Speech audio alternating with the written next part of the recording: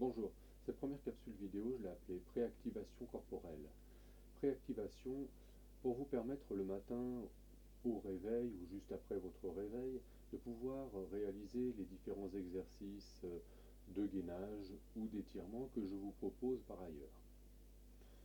Préactivation simplement parce que le matin au réveil, le corps est resté allongé pendant plusieurs heures, les sensations corporelles ne sont pas encore tout à fait efficientes, on ressent bien le matin un certain engourdissement. Et c'est pour ça que très souvent, on indique de réaliser les exercices d'étirement ou de gainage plutôt dans la journée une fois qu'on est chaud. Pour ma part, je préfère les indiquer au réveil le matin de telle manière que l'on puisse en profiter toute la journée. Cependant, ça nécessite une certaine mise en place, une certaine activation du corps pour pouvoir réaliser ces exercices absolument en toute sécurité. Dans un premier temps, je vais simplement vous rappeler la manière physiologique de respirer, ou en tout cas la façon de respirer en conscience. Dans un deuxième temps, je vais vous indiquer une technique issue du Do-in, qui est une technique japonaise très ancienne qui signifie simplement la voie de l'énergie. Hein. C'est un réveil énergétique, mais aussi un réveil sensoriel, comme vous allez pouvoir le voir. C'est un automassage assez agréable. En deuxième partie, on va être amené à rechercher nos points d'équilibre et nos points de déséquilibre.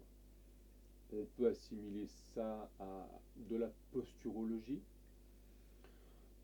Dans un troisième temps, je vais vous rappeler, ou peut-être plutôt vous apprendre, je ne sais pas, les différentes mobilités de votre bassin, de votre tête, de vos membres inférieurs et surtout le lien qu'il y a entre le sommet du crâne et le bout de vos pieds.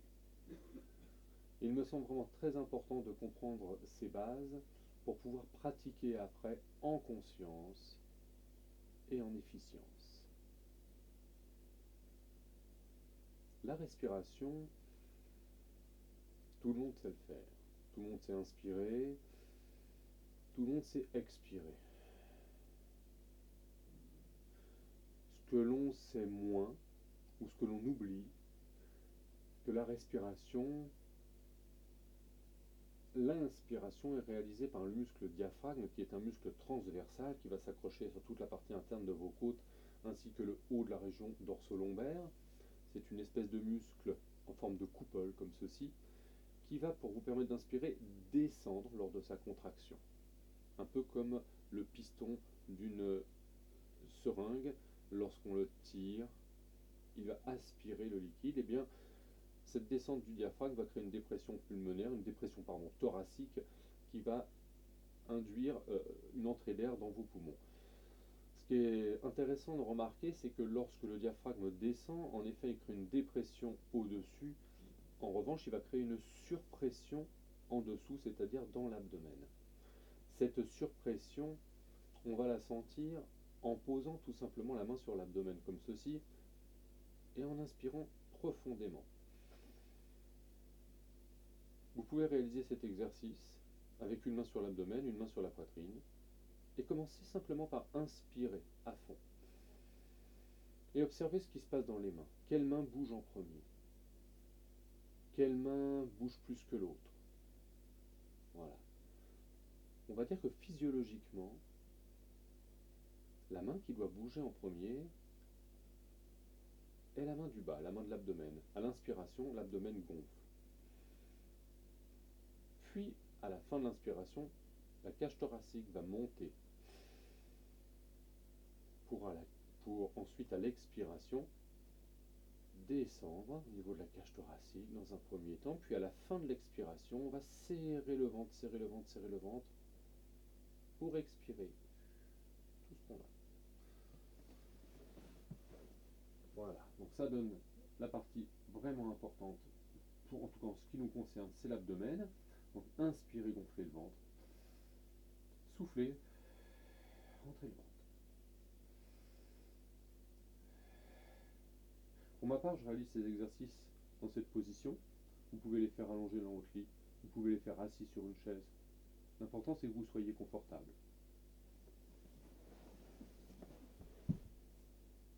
Si vous avez des difficultés, prenez le temps de poser une main sur le thorax, une main sur l'abdomen. Inspirez à fond. Soufflez. Inspirez à fond.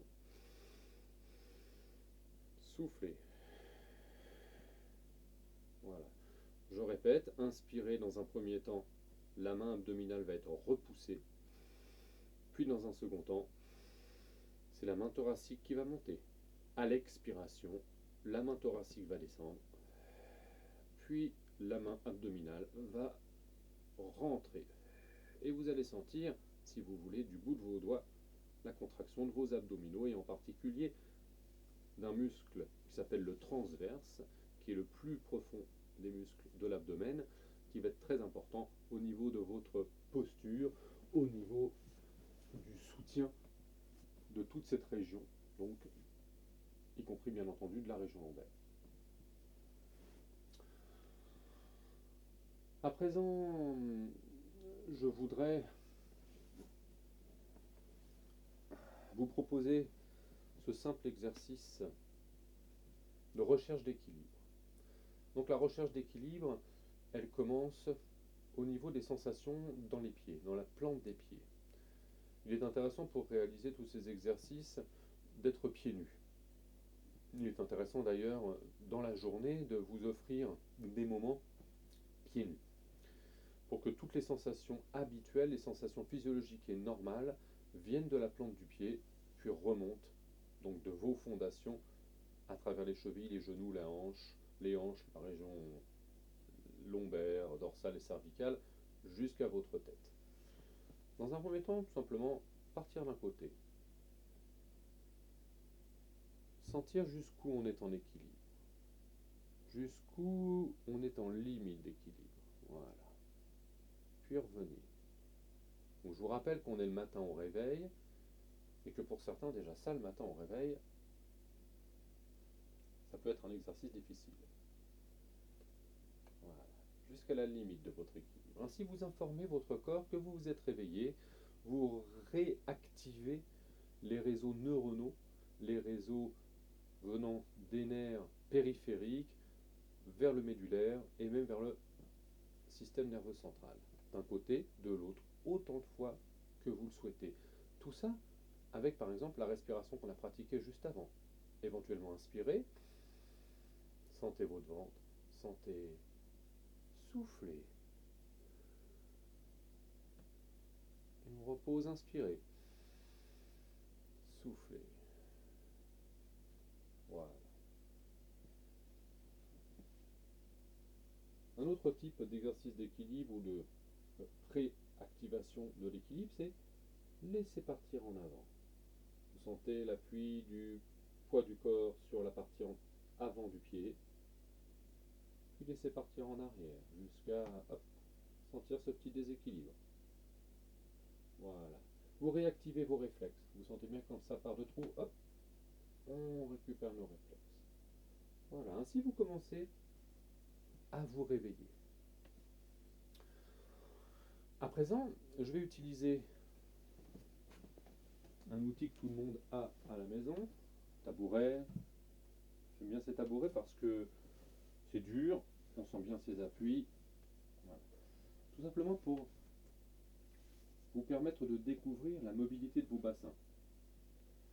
Donc le bassin, c'est cette partie entre la région lombaire et les membres inférieurs. Le bassin, dans la position assise sédentaire habituelle, est plutôt figé, voire même est plutôt avachi.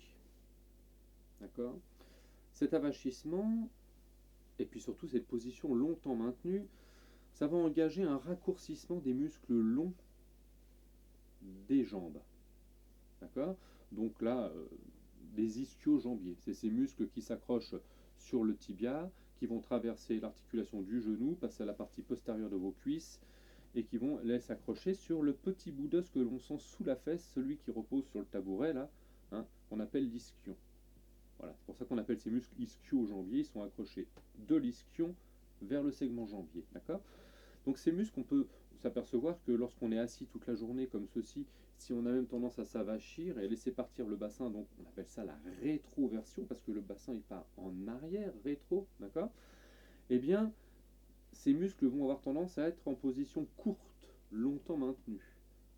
À la différence de cette position-là, où là on va tendre la jambe et ils vont s'allonger. Voilà.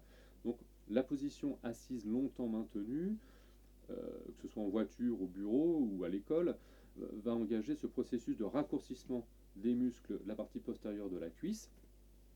Et donc lorsqu'on va avoir besoin de mobilité du bassin, ah, eh bien ces muscles vont ralentir le bassin, ils vont l'empêcher de partir en avant comme ça, hein, puisque l'ischion ici, l'accroche de l'ischio-jambier, ne va pas pouvoir partir vers l'arrière du fait du raccourcissement du muscle.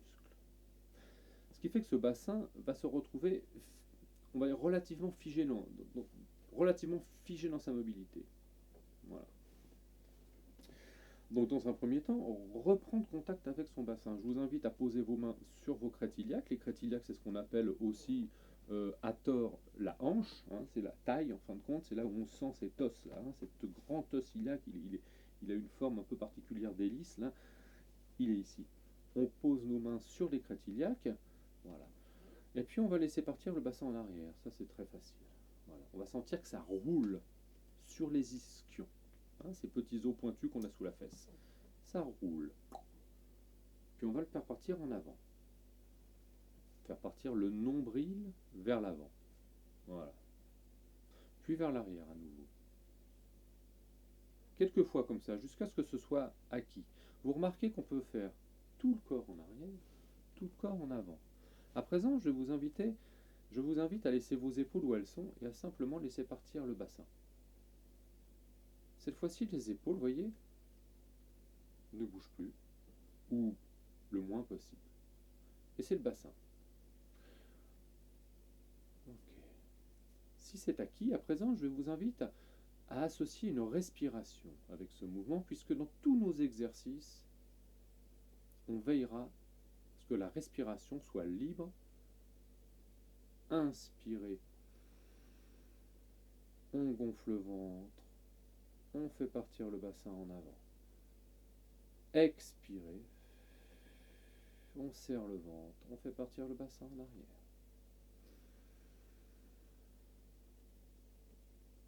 Je retire ma main pour que vous voyez mieux le bassin. Souffle. Inspirez. Expirez. Les mains ici peuvent aider à ressentir. D'accord.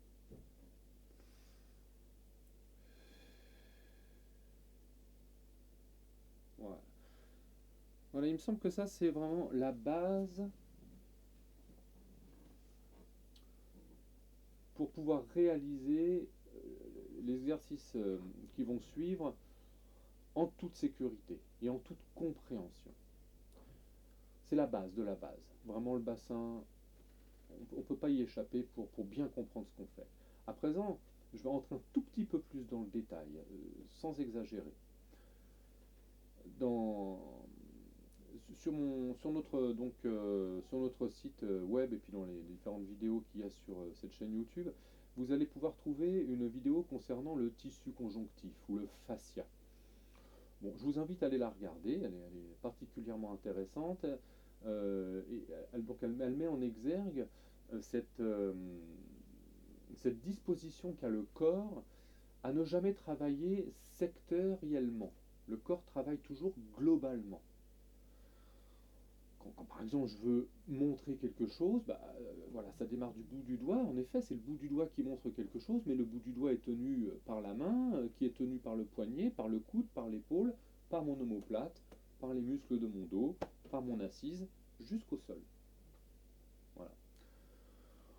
Donc le corps s'est organisé de cette façon pour pouvoir travailler globalement. Et le tissu conjonctif, c'est vraiment le tissu de jonction qui va permettre ceci, un petit peu comme quand on prend un ballon de baudruche et qu'on appuie à un endroit du ballon de baudruche, comme ça, qu'on l'enfonce, eh bien vous remarquerez que c'est toutes les parties du ballon de baudruche qui, à leur façon, vont s'organiser autour de cet appui. Là dans le corps c'est pareil, vous avez au niveau conjonctif de grandes membranes. Alors les membranes, c'est ce qu'on appelle les tendons, les aponevroses musculaires, c'est ces membranes qui recouvrent les muscles eux-mêmes, de grandes membranes qui vont partir donc du crâne, globalement, jusqu'à vos orteils. Voilà.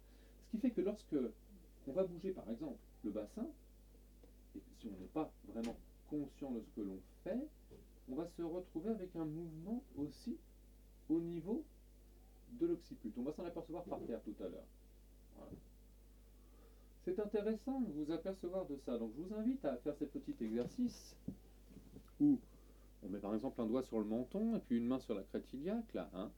Et on imagine qu'il y a ici, le bassin est une roue, la tête est une autre roue, comme ceci, et cette roue, ces deux roues sont reliées par une courroie.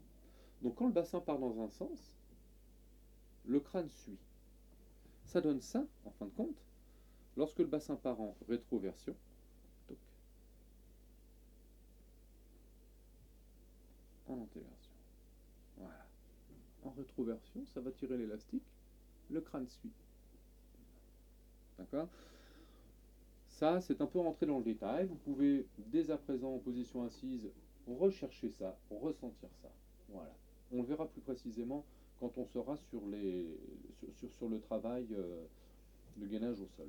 Voilà. De la même façon, au niveau des membres inférieurs, on va s'apercevoir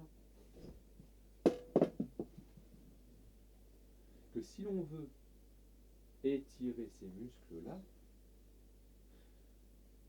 il va falloir faire attention à la position de notre bassin. Vous pouvez vous apercevoir si vous vous installez comme moi, de la position de votre bassin. Est-ce que votre bassin est complètement en rétroversion comme ça? Ce qui signifie que vos muscles ici, étant donné que maintenant les genoux sont tendus, eh bien vos muscles tirent sur l'ischio et à ce moment-là, c'est tout le bassin qui part. Okay. Voilà. Est-ce que lorsque les jambes sont tendues, le bassin a tendance à partir comme ceci? C'est souvent le cas. Lorsqu'on manque de souplesse, lorsqu'on n'est pas entraîné, c'est souvent le cas. On se retrouve dans cette position-là. Donc là, vous vous apercevez que si vous relevez la pointe du pied, ici, vous allez encore augmenter ces tensions. Et si vous enroulez la tête comme ça, vous allez ressentir carrément une gêne dans le dos ou quelque part. Voilà. Tout simplement parce qu'il y a un grand élastique facial, conjonctif, qui démarre du crâne, qui parcourt tout l'arrière de votre corps jusqu'à vos orteils. Voilà. Donc les étirements posturaux, ce sont des étirements qui vont prendre en considération ces différents éléments, qui sont vraiment capitaux. Voilà. Pour ce qui est des mesures de précaution concernant les étirements suite à ces connaissances, eh bien, vous verrez que je vais vous inviter à poser vos mains derrière votre dos, comme ça, quand vous allez vouloir vous étirer les membres inférieurs, par exemple, en position au sol. Voilà, simplement parce que ça va vous permettre de tenir votre bassin.